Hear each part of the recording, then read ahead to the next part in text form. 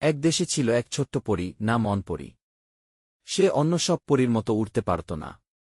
তার ডানা ছিল না, তবু সে স্বপ্ন দেখত একদিন জাদু শিখে সবার সাহায্য করবে। একদিন সে শুনল জঙ্গলের মাঝে এক জাদু স্কুল আছে, রংধনু একাডেমি গি। সাহস করে অনপরী সেখানে গেল।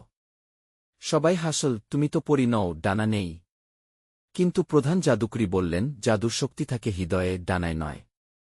স্কুলে অনপরী মন দিয়ে পড়াশোনা করল, তারার ভাষা, ফুলের গান, ভালোবাসার জাদু।